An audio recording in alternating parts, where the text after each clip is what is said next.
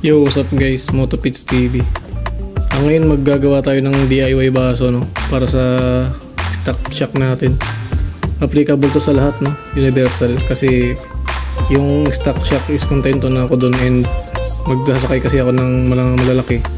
Kakarga din ako ng mga mabibigat, saka kaya kailangan ko ng stock shock kasi subok na yun, mas matibay. And maganda rin naman yung play. Ang gusto ko lang is magdagdag ng borloloy kung trip nyo rin. Manood kayo ng video, nagdalagay tayo ng baso sa stock shock natin, no? So ito pa lang yung dumating sa Shopee natin, sticker ng Olins saka yung baso na gagamitin natin. So nag-order din tayo ng clamp. 81 pesos nga pala dito para sa baso, and 22 pesos para dito.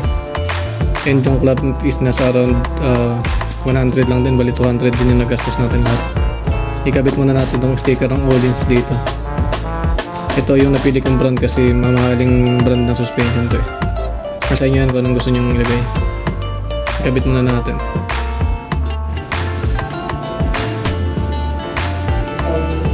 Bali ito nga pala yung magiging itsura nya guys. Kasi in-adjust ko siya kasi dito kakapin yung clamp sa taas eh. Bali clamp yun, double clamp, no. Papakita ko na lang sa inyo pag dumating na. So panimula pa lang ito ng video natin, no. Ganda, perfect magiging baso na.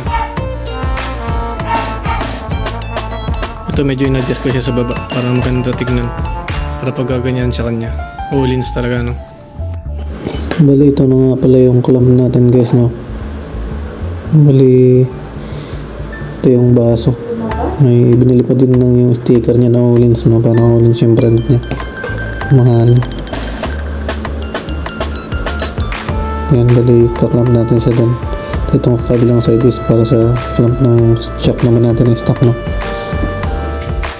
Bali ito na yung magiging ano niya, kinakalabasan niya, no. Ayun, no.